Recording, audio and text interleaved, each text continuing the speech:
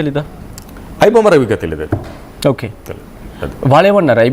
ఐబొమ్మ రవినా అని చెప్పి ఈడ మావాడు ఇలా సార్ అని.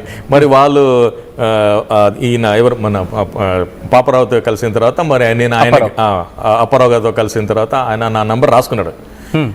నా 2 నంబర్ రాస్తే సలీం గారి నంబర్ ఇస్తాను. మరి ఆయన ఫ్రెండ్ నాకు ఫోన్ చేశారు. ఫోన్ చేసిన తర్వాత ఆయన వచ్చి మాట్లాడి వైజాగ్లో మాట్లాడి. ఓకే, వాళ్ళతో ఎలా ఉండేవాడు అంట? అఫ్కోర్స్ ఐబొమ్మ రవిగా మారక ముందు ఎలా ఉండేవాడు సార్? ప్రతి మనిషి హ్యూమన్ టెండెన్సీ ఉంది, చాలా బాగుంటాడు. అవును కదా, నరేంద్ర మోదీ ఫ్రెండ్స్ కి అడగండి, నరేంద్ర మోదీ మాకు చాలా మంచి ఫ్రెండ్ అంటారు. బట్ అంటే హ్యూమన్ టు హ్యూమన్ డిఫరెన్స్ ఉంటుంది కదా. బట్ అది ఎలా ఉండేవాడు వాళ్ళతో? ఆయన పెళ్లి అయిన తర్వాత తోటి డిస్టర్బ్ అయ్యాడు అని ఇలా వస్తుంది. Before that is a common man.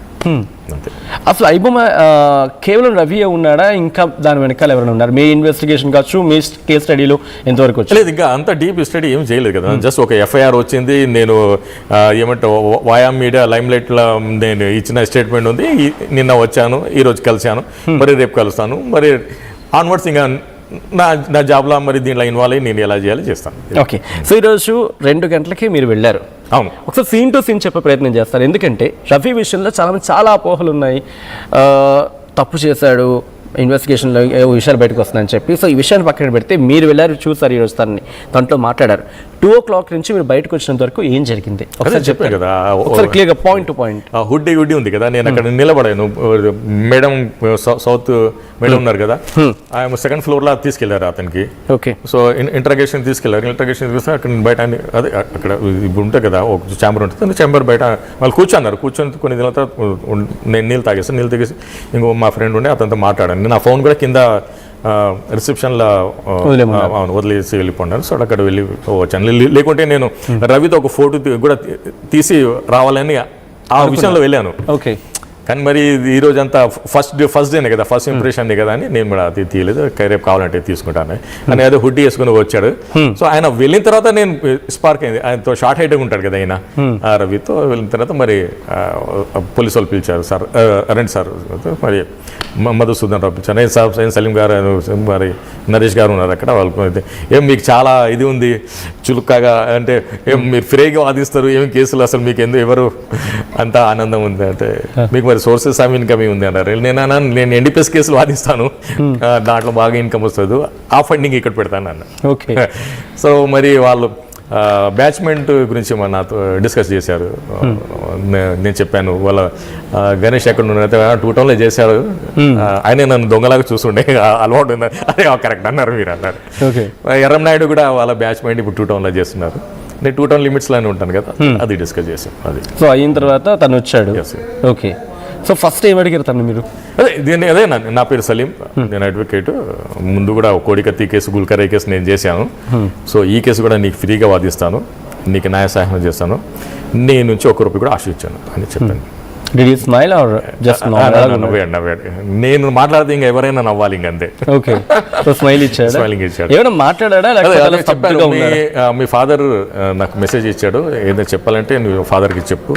అది మీ వైఫ్ కూడా మీ ఫాదర్కి ఫోన్ చేశారంట, రండి అని పిలిచారంట. అంటే కొన్ని దినాల before 3 months 4 months back phone చేశారు, పాపకు వచ్చి చూడన్నారంట. అలా అన్నారు. మీరు చాలా వారు మన అదే పోలీసు వాళ్ళు కూడా అన్నారు, ఫ్యామిలీ ఎక్కడ ఉందో చెప్పు అని అడిగారు. అలా చెప్తాను అన్నాడు. అది వాళ్ళ ఫ్యామిలీ నెంబర్ మీ దగ్గర ఉందా అని అడిగారు. నా దగ్గర లేదు సార్. మిమ్మల్ని అడిగాడా? నన్ను అడిగారు. ఎవరు ఫ్యామిలీది? పోలీసు వాళ్ళు అడిగారు, ఫ్యామిలీ నెంబర్ మీ దగ్గర ఉంటే మాకు అన్నారు. అచ్చా, ఎవరు ఫ్యామిలీది? రవి ఫ్యామిలీది. రవి ఇన్ ద సెన్స్ వాళ్ళ మిసెస్ కావచ్చు. లేదు సార్, నా దగ్గర లేదండి. సో రవి మాదర్ కూడా రవితో టచ్లో ఉందని వాళ్ళు చెప్పారు. ఓకే, సో రవి అసలు ఏం మాట్లాడలేదు మీతో? ఏమైనా లేదు, ఇక అందరూ ఉన్నారు కదా, ఇంకా ప్రివిలేజ్. ఎంతమంది ఉన్నారు చుట్టూతో పోలీసులు? దాదాపు 4.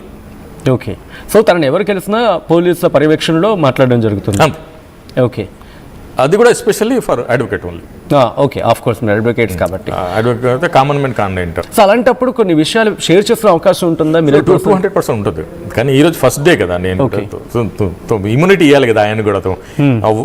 ఫస్ట్ డేలోనే మనం అన్నీ చెప్తే బాగుండదు కదా అని హీ విల్ థింక్ రీథింక్ కదా. నన్ను చూసిన తర్వాత కాన్ఫిడెన్స్ వస్తుంది అతనికి. ఓకే, అది సో అక్కడ కూడా కొన్ని స్పై ఉంటారు, ఆయన మంచోడు నువ్వు అతన్ని ఇది చేయని స్వభావం కదా. 50% అక్కడ ఉంటే 50% ఉంటారు. నేను బయట వచ్చిన తర్వాత సలీం లాయర్ గారికి నమస్కారం సార్, మీరు బాగా మాట్లాడారని చాలా మంది వచ్చి నన్ను మీడియాలో మాట్లాడిన కదా నన్ను షేక్ హ్యాండ్ ఇచ్చారు. ఓకే, సో ఇప్పుడు రవిని బయటకు తీసుకురావాలంటే మీ దగ్గర ఉన్న ప్రధాన అస్త్రాలు ఏంటి? అయినో మీరు అంటున్నారు దాని పాయింట్స్ కాదని చెప్పి, అది అసలు అది బెయిలబుల్ సెక్షన్ చెప్పాను కదా. రవి చేసిన క్రైమ్ కి ఉరి శిక్ష పడద్దు, లైఫ్ ఇంప్రూవ్మెంట్ పడద్దు, okay, remaining are bailable case అంతే. దాన్ని ట్రయల్ చేసేది. ఇప్పుడు మీకు చెప్తాను, మై డియర్ సచిన్ గారు, 2G స్కామ్ అయింది, పెద్ద స్కామే కదా. సెంట్రల్ మినిస్టర్స్ దాంట్లో జైలుకి వెళ్ళారు, కానీ లాస్ట్లో ఏమొచ్చింది? 1,72,000 కోటి స్కామ్స్ చూపించారు. దానికి పెద్ద ఫిగర్ ఫ్రంట్ పేజ్లో ఉంది, కానీ అందరు అక్విటల్ అయ్యారు. ఒక్క రూపాయి కూడా స్కామ్ అయ్యలేదని సిఏజీ ఎవరు? ఆడిటర్ ఎవరు చేస్తారు? Controller auditor general of the central government, ఆయన చీఫ్ వచ్చి చెప్పాడు. Okay, and other caller Ongole నుంచి శ్రీనివాస్ లైవ్లో మళ్ళీ కాల్ చేస్తారు. ఒకసారి శ్రీనివాస్ గారు కాల్ తీసుకుని శ్రీనివాస్ గారు చెప్పండి. అడ్వకేట్ గారితో మాట్లాడతాను. మాట్లాడండి సార్. Betting case ఉన్నదన్నారు. ఈ బెట్టింగ్ యాప్స్ వల్ల జిఎస్టీ ఉందా లేదా సార్? బెట్టింగ్ యాప్స్ లో చేసే అమౌంట్ ట్రాన్సాక్షన్ కి జిఎస్టీ కట్ అవుతుందా లేదా? అది నాకంత ఐడియా లేదు సార్. బెట్టింగ్ యాప్ ఆంధ్రప్రదేశ్ వినండి, betting app Andhra Pradesh Telangana ban ఉంది. ఇక్కడ కాదు సార్, త్రూ అవుట్ ఇండియాలో జరిగే ట్రాన్సాక్షన్ కి జిఎస్టీ కట్ అవుతుందా లేదా? లేదు, నాకు అంత ఐడియా లేదు. అంటే కొన్ని స్టేట్స్ కి పర్మిషన్ ఉంది బెట్టింగ్ యాప్స్ కి సంబంధించి, బట్ ఇప్పుడు కంప్లీట్ గా రిస్ట్రిక్షన్స్ ఉన్నాయి. లేదు, ఒకవేళ జిఎస్టీ గవర్నమెంట్ ఒకసారి జిఎస్టీ ఛార్జ్ చేశారనుకో, గవర్నమెంట్ విల్ బి A2, ముద్దాయి నెంబర్ 2 అవుతుంది. అవును సార్, జిఎస్టీ ఉన్నదా లేదా? లేదు, నాకు లేదు, దాని మీద నాకు అంత అవగాహన లేదు. జిఎస్టీ కూడా లేదని నేను నమ్ముతాను. Okay, so